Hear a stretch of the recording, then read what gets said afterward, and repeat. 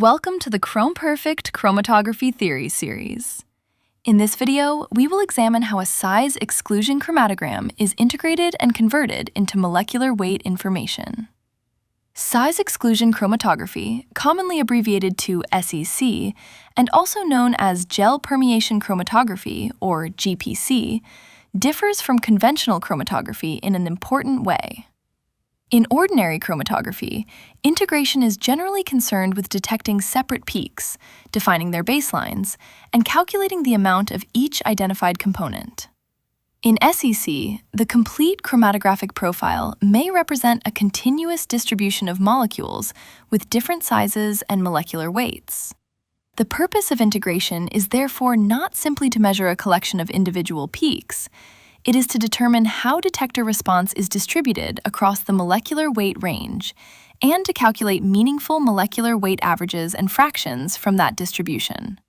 This discussion assumes a basic understanding of size exclusion chromatography and of conventional chromatographic peak detection and integration. We will begin with the special baseline used for SEC calculations. We will then consider the use of an internal standard to correct for flow rate variation, the importance of detector response type and linearity, and finally, the calculations used to derive molecular weight averages and molecular weight fractions. SEC integration uses a single dedicated baseline. This baseline is separate from the individual peak baselines created during ordinary chromatographic integration. That distinction is important. Conventional integration may create separate baselines under several individual peaks or peak clusters. SEC integration instead requires one baseline against which the entire molecular weight distribution is measured. The SEC baseline may be horizontal or sloping. A horizontal baseline is positioned using one baseline anchor. A sloping baseline is positioned using two anchors. The elution times of these anchors are defined in the SEC calibration file. At each anchor time, Chromperfect identifies the 5 nearest points in the raw data file and calculates their average detector response. This average establishes the height of the baseline at that anchor. With one anchor, the resulting baseline is horizontal. With two anchors, a straight line is drawn between the two averaged anchor positions, creating a baseline that can follow a gradual change in detector response across the run. The anchors can technically be placed anywhere in the chromatogram, but they should be positioned in regions where no sample material is eluting. They must also be kept away from the internal standard peak when an internal standard is being used. For a single horizontal baseline, the anchor may be positioned at time 0. For a sloping baseline, one anchor will normally be positioned before the SEC processing range and the other after it. The purpose is to establish the detector response before and after the molecular weight distribution without allowing sample peaks to influence the baseline position. Even when no analyte is eluting, a detector does not normally produce a perfectly flat signal. Electronic noise, pump effects, temperature variation, and other sources of instability cause the detector response to fluctuate slightly above and below the baseline. Excursions below the baseline create a particular problem for SEC integration. Depending on the selected setting in the SEC calibration file, negative excursions can therefore be clamped to the baseline or flipped above it. Clamping treats the negative response as 0 relative to the baseline. Flipping converts the negative excursion into an equivalent positive response.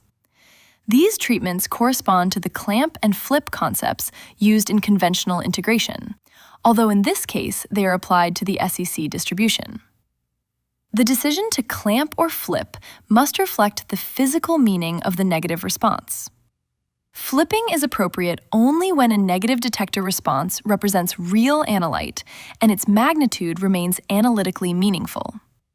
Clamping is appropriate when the negative excursion is not intended to contribute to the molecular weight calculation. Detector noise can be especially troublesome at the beginning of the SEC processing range. In SEC, earlier elution generally corresponds to larger molecular size and therefore to higher calculated molecular weight. A very small amount of apparent response at an early elution time may consequently be assigned an extremely high molecular weight. Although the response itself is small, the molecular weight weighting applied during some calculations can give it a disproportionate influence on the final result.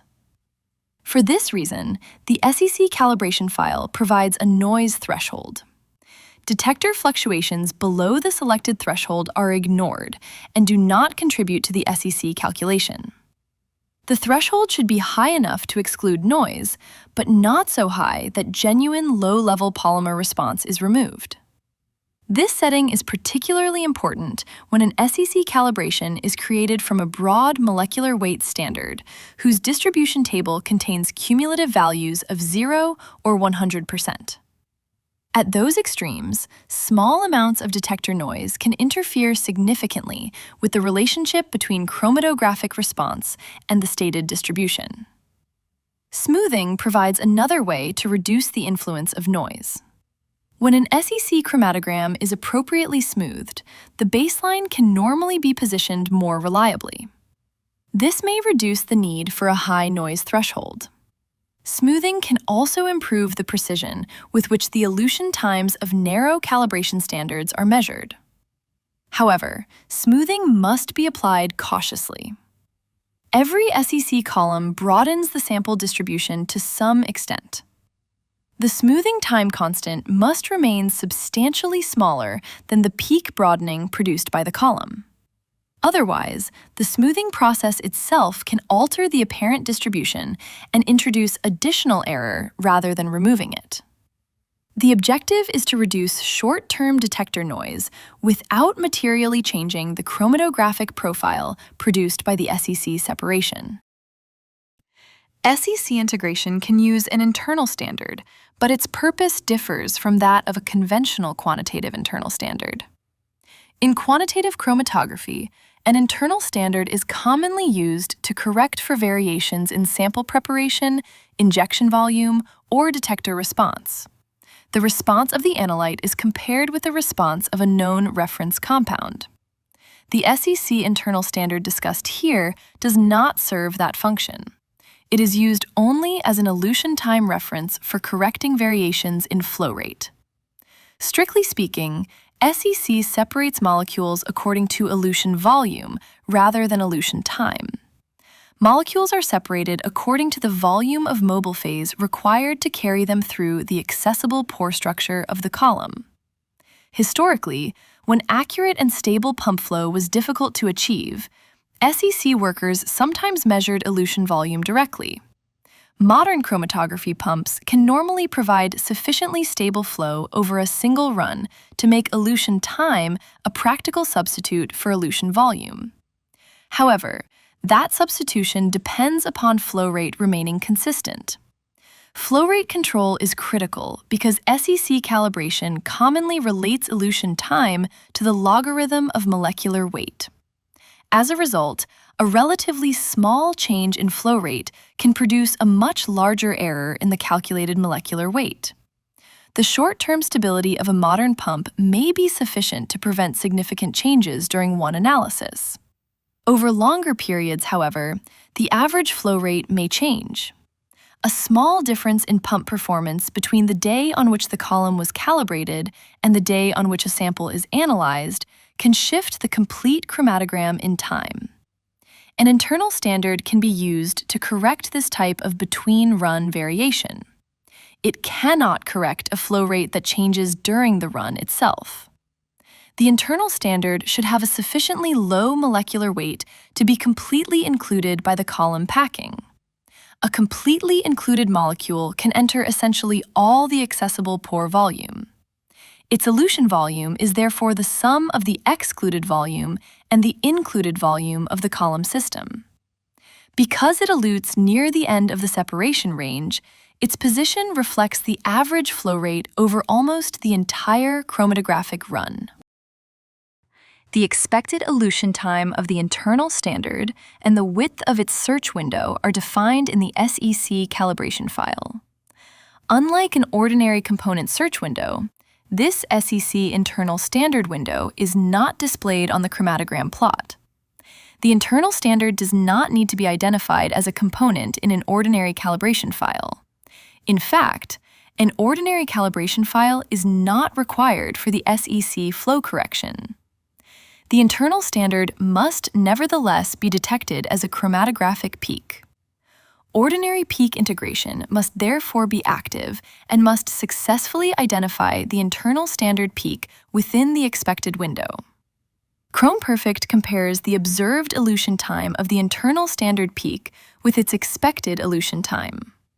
The flow correction is based only on the ratio between those two times. The chromatographic elution times are corrected before they are converted into molecular weight or hydrodynamic volume values. This sequence is important. Chromperfect first adjusts the time axis to compensate for the estimated flow rate difference. It then applies the SEC calibration relationship to the corrected times. The internal standard correction is applied to SEC sample analyses. It is also applied when SEC calibration is performed using broad molecular weight standards. It is not applied when SEC calibration is performed using narrow molecular weight standards. In a narrow standard calibration, the observed elution time of each standard is itself used to establish the calibration curve. Applying a separate time correction during that process would therefore be inappropriate. Before SEC calculations can be considered reliable, the detector response must be understood. The Chromperfect SEC integration algorithm assumes that the complete chromatogram lies within the detector's linear response range. In other words, detector response must remain proportional to the amount of material passing through the detector. The SEC calibration curve does not compensate for detector nonlinearity. An SEC calibration curve establishes the relationship between elution position and molecular weight or hydrodynamic volume. It does not correct an incorrect relationship between analyte quantity and detector response. If the detector becomes saturated, or if its response is otherwise nonlinear, the apparent shape of the molecular weight distribution will be distorted. This distortion can produce significant errors in molecular weight averages, fractions, and other SEC results. SEC samples are often sufficiently dilute for the assumption of detector linearity to be reasonable. Nevertheless, this must be established rather than assumed when there is any doubt. The method developer is responsible for determining the detector's usable linear range. A practical way to do this is to prepare several dilutions of a suitable material and perform an ordinary multi-level calibration. The detector responses can then be examined to identify the maximum response over which proportionality is maintained. SEC calculations are generally based on relative detector areas. For this reason, a consistent change in detector sensitivity between one run and another does not normally alter the calculated distribution.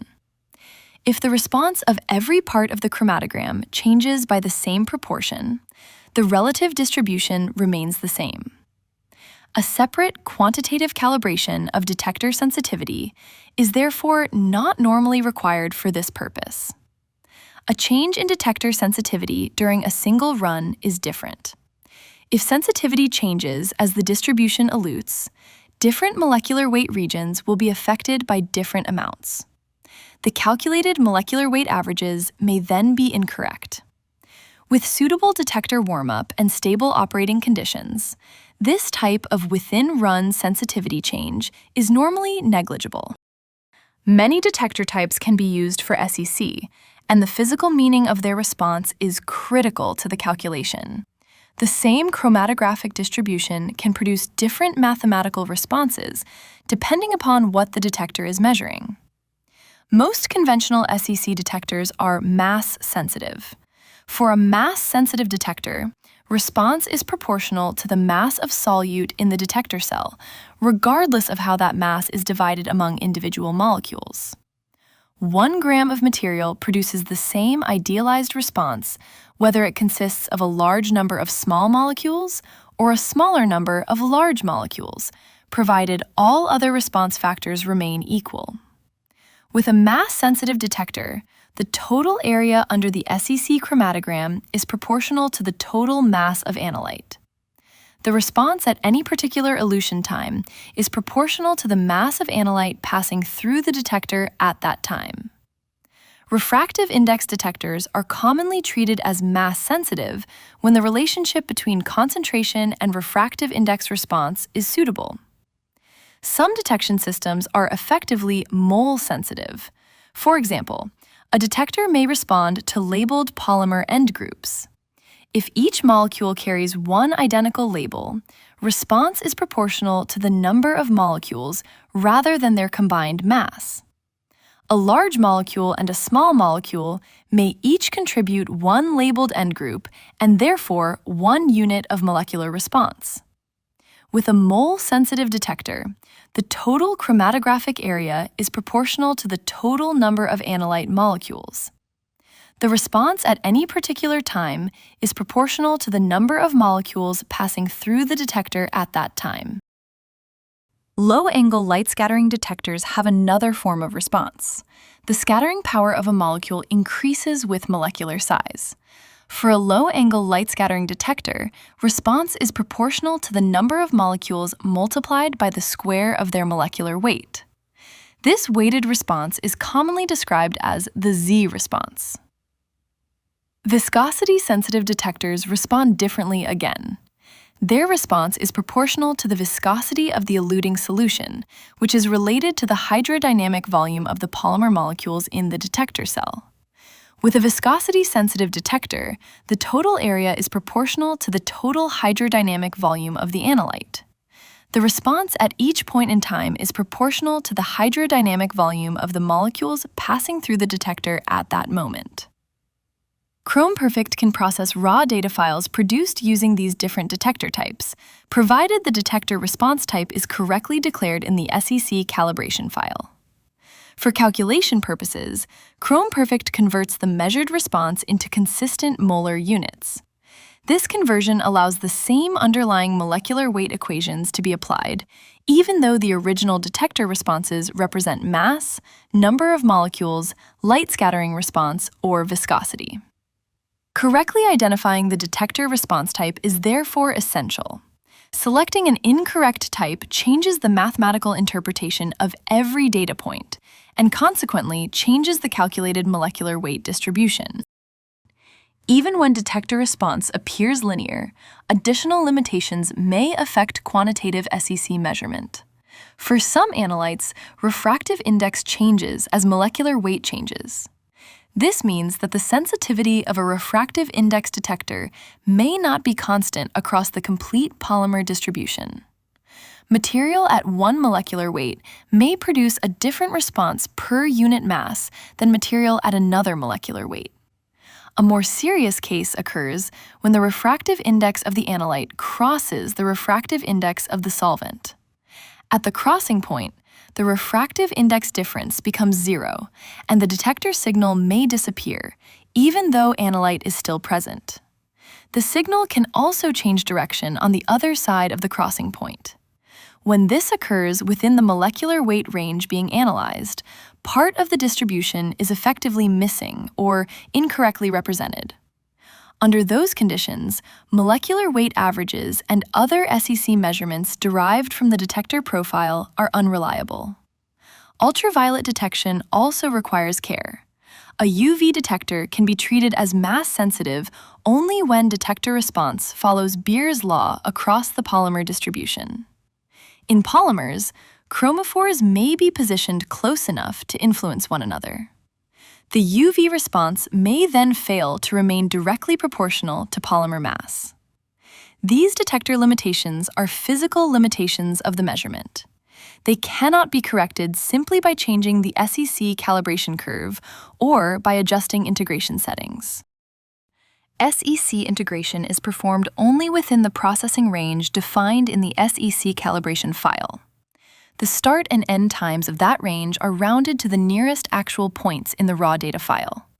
Only data points between those two positions contribute to the SEC results. This allows the method developer to exclude regions that do not represent the molecular weight distribution of interest. For example, the processing range may exclude the initial solvent disturbance, material outside the useful calibration range, the internal standard peak, or late baseline disturbances. Each included data point has two essential values. The first is its amplitude above the SEC baseline. After conversion according to the declared detector type, this amplitude is represented in molar units and is identified in the equations as A sub I. The second is the molecular weight corresponding to that point's elution time. This molecular weight is read from the SEC calibration curve and is identified as M sub I. The summations used in the calculations extend across every included data point in the processing range. Chromperfect calculates 5 molecular weight averages for the complete SEC processing range. These are the number average molecular weight, Mn, the weight average molecular weight, Mw, the Z average molecular weight, Mz, the Z plus 1 average molecular weight, Mz plus 1, and the viscosity average molecular weight, Mv. The equations should now be shown on screen. The number average molecular weight is calculated as the sum of A sub I multiplied by M sub I divided by the sum of A sub I. The weight average molecular weight is the sum of A sub I multiplied by M sub I squared divided by the sum of A sub I multiplied by M sub I. The Z average molecular weight is the sum of A sub I multiplied by M sub I cubed divided by the sum of A sub I multiplied by M sub I squared. The Z plus 1 average molecular weight is the sum of A sub I multiplied by M sub I to the 4th power divided by the sum of A sub I multiplied by M sub I cubed. These equations are weighted summations. As the order of the average increases, progressively greater importance is assigned to the high molecular weight part of the distribution. The number average gives every molecule equal statistical importance.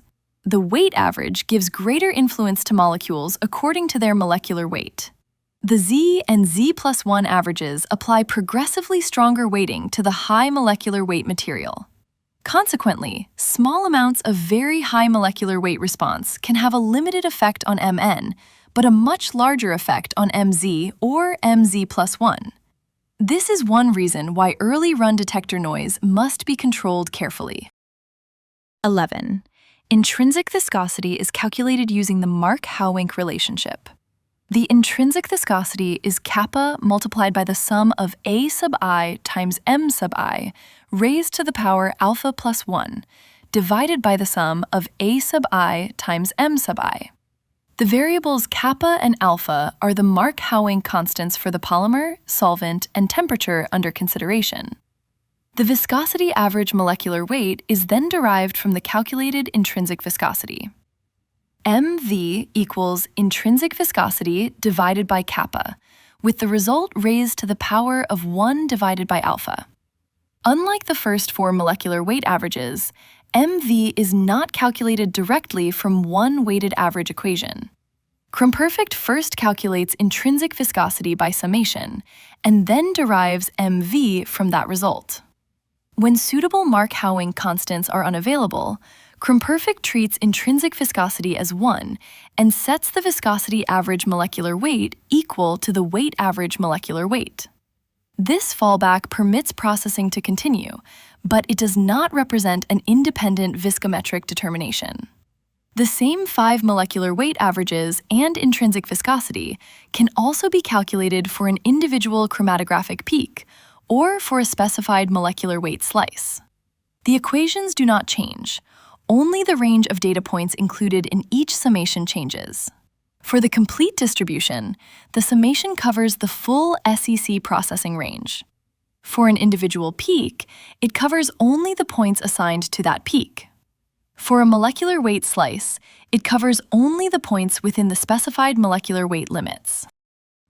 In many applications, the proportion of material above or below a particular molecular weight is as important as the overall averages. Chromperfect can calculate 5 corresponding molecular weight fractions. These are the number fraction, weight fraction, Z fraction, Z plus 1 fraction, and viscosity fraction. For each fraction, the numerator represents the point, peak, slice, or molecular weight region being examined.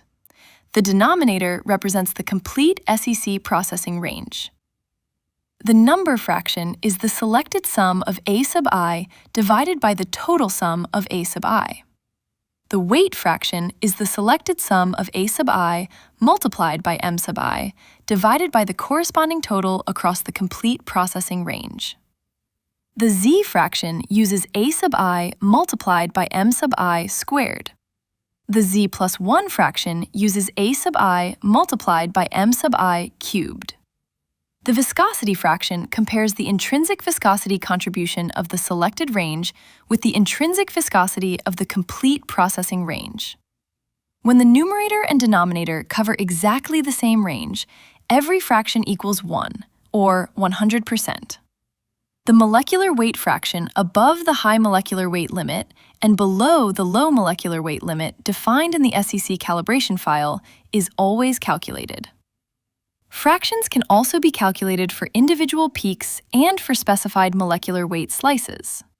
These results allow an analyst to describe not only the average molecular weight of a material, but how much of the distribution lies within or outside ranges that may be important to product performance, processing behavior, or specification limits.